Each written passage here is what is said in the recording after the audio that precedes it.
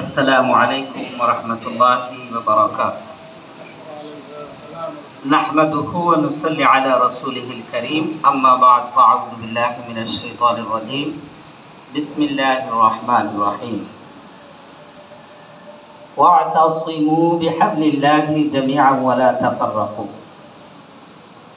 वक़ाल अन्नबिय्यु सल्लल्लाहु अलैहि वसल्लम अल मुमिनु लिल मुमिनि कल बुनियान वयशुद्दु बादुहु बादन वशब्बका बैना असाबिइहि औ कमा क़ाल अलैहि सलातु वस्सलाम। বাংলাদেশ জাতীয় ইমাম সমিতি জৈন্তাপুর উপজেলা শাখা এবং জাতীয় উলামা মাশায়েখ পরিষদ জৈন্তাপুর উপজেলা শাখার যৌথ আয়োজনে মানবতার বিশ্বস্ত বন্ধু, সর্বকালের সর্বশ্রেষ্ঠ মহামানব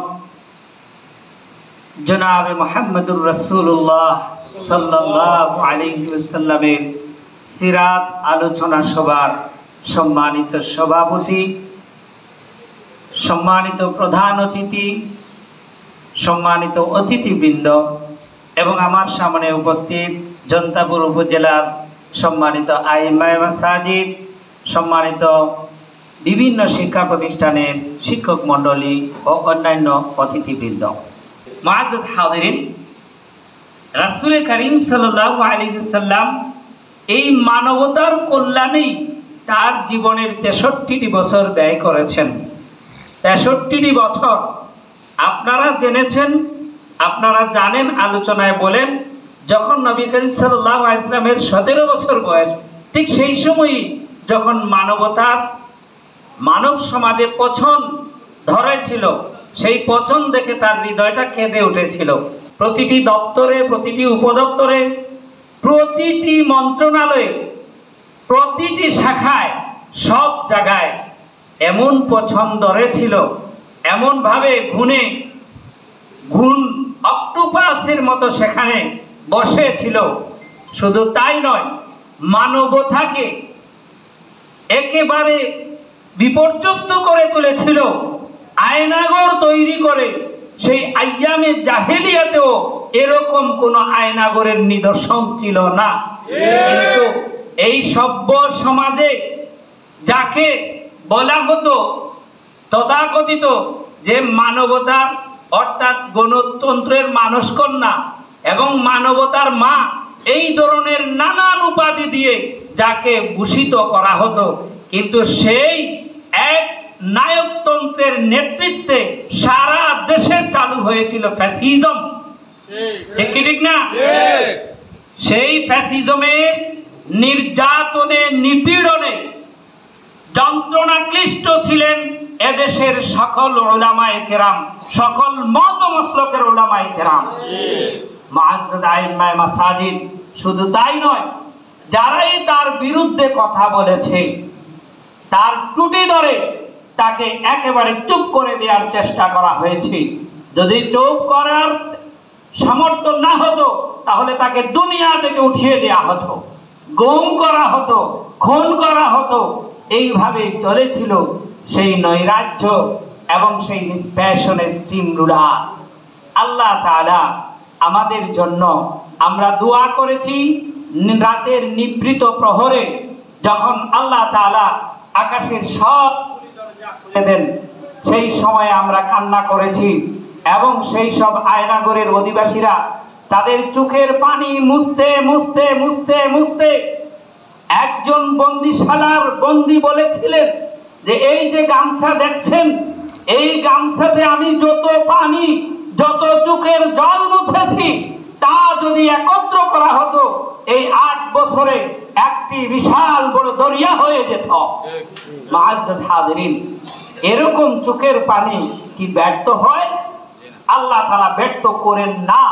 এই জন্যই আজকে ৫ই আগস্ট সেই স্বৈরাচার এই দেশ থেকে সমূলে উৎপাটিত হয়েছে এবং লজ্জাজনকভাবে আজকে তারা মুখ খুলে বলতে পারে না, এটা আজকে প্রকাশ করতে পারে না যে আমি সেই স্বৈর শাসকের দূষর ছিলাম। মুআজ্জাজ হাজিরিন, আজকে সময় এসেছে আমরা মসজিদে মুখ খুলে কথা বলতে পারতাম না, চতুর্দিকে তাকাতে হতো যে কেউ গোয়েন্দা আছে কিনা, ছাত্রলীগের কেউ আছে কিনা, যুবলীগের কেউ আছে কিনা, শ্রমিক লীগের কেউ আছে কিনা, এইভাবে আমাদের দেখে দেখে কথা বলতে হতো।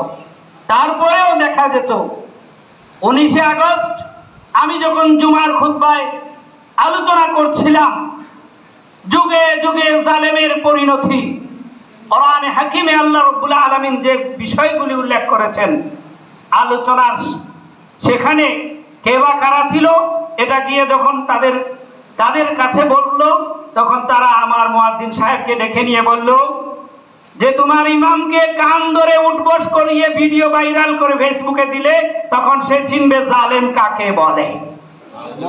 চিন্তা করেছেন এই জালেমরা কতটুকু আমাদের টুটি ধরে চেপে বসেছিল? আল্লাহ তাআলা তার মহাশক্তি বহিঃপ্রকাশ ঘটিয়েছেন।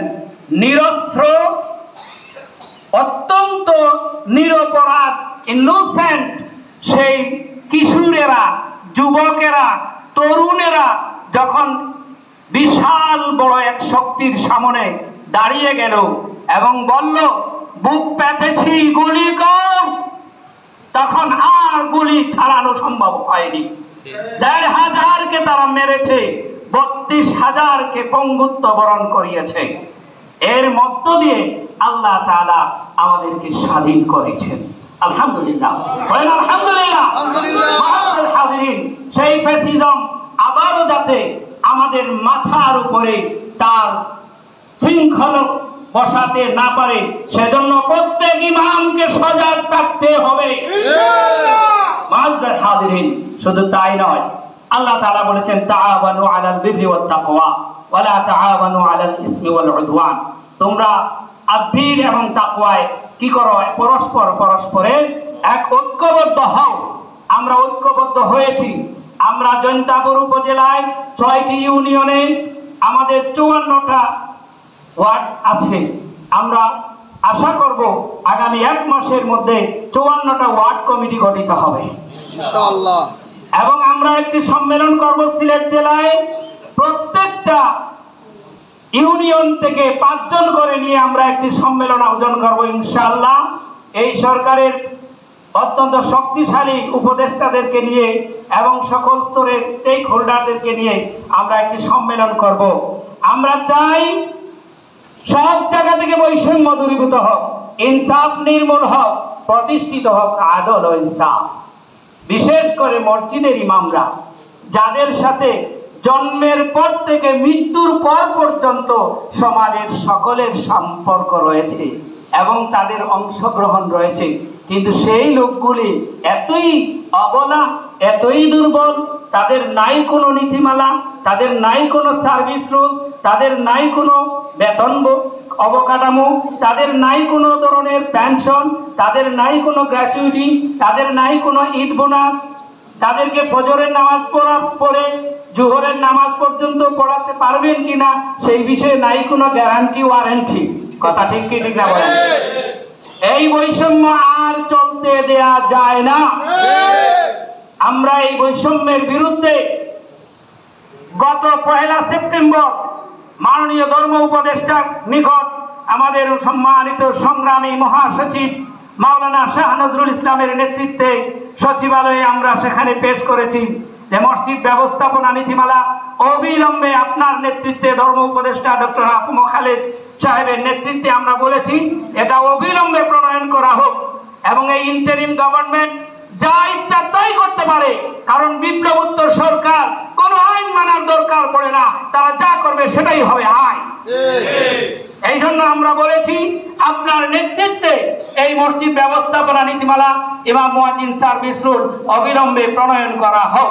সম্মানিত উপস্থিতি, সময় কমে গেছে, আমি আপনাদেরকে বলবো সিরাতে রাসূলের আলোচনা শুনবেন আপনারা আমাদের প্রধান অতিথির কাছ থেকে। আমি আমাদের স্বার্থ সংশ্লিষ্ট বিষয়ে বলবো, আপনারা এখানে এমন ভাবে সীসা ডালা বুনিয়ান তৈরি করেন, কারণ আল মুমিনু লিল মুমিনি কাল বুনিয়ান। আল্লাহ রাসূল সাল্লাল্লাহু আলাইহি ওয়াসাল্লাম বলেছেন একটি প্রাচীরের মতো। এই প্রাচীরের ইট বালু যত কিছু আছে সব কিছু একটা আরেকটার সাথে যদি কোঅপারেটিভ না হয়, একটা আরেকটার সাথে সহায়ক না হয়, তাহলে সেখানে আর বিল্ডিং তৈরি হয় না। আমাদের মত থাকতে পারে, আমি চরমোনাই থাকতে পারি, আমি জমিয়তুল উলামা ইসলাম থাকতে পারি, আমি খেলাফত মজলিস থাকতে পারি, আমি বাংলাদেশ খেলাফত মজলিস হতে পারি, আমি জামাতে ইসলাম হতে পারি, আমি যে কোনো ইসলামী দলের নেতা হতে পারি, কর্মী হতে পারি, কিন্তু এই পেশায় আমরা সকলে এক। ঠিক ঠিক না বলেন? আমরা চাই এদেশের উলামায়ে কেরামদের একটি ঐক্যবদ্ধ প্ল্যাটফর্ম সকল মত মাসলুকের মানুষের, সেটি হচ্ছে বাংলাদেশ জাতীয় ইমাম সমিতি। এবং আপনারা জৈন্তাপুর উপজেলা বিগত 7 অক্টোবর আমরা আপনাদেরকে 1 নম্বরে সারা জেলায় প্রথম পুরস্কার আপনারা লাভ করেছেন।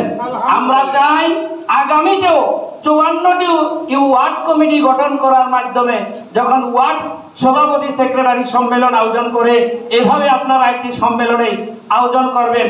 এবং আমি আপনাদেরকে এও অনুরোধ জানাবো, শুধু কমিটি গঠন করলে হবে না, কমিটিকে শক্তিশালী করতে হলে আর্থিক যোগান থাকতে হবে। প্রত্যেক ইমামকে প্রত্যেক মাসে 50 টাকা দেওয়া কি কোনো কঠিন ব্যাপার? বলেন, 50 টাকা এই সমিতিকে দিতে কি অসুবিধা হবে? কোনো অসুবিধা নাই। যদি আপনারা 54টা কমিটি হয় 15 সদস্য বিশিষ্ট, সেখানে 810 জন দায়িত্বশীল আমাদের চলে আসেন কমিটির মাধ্যমে।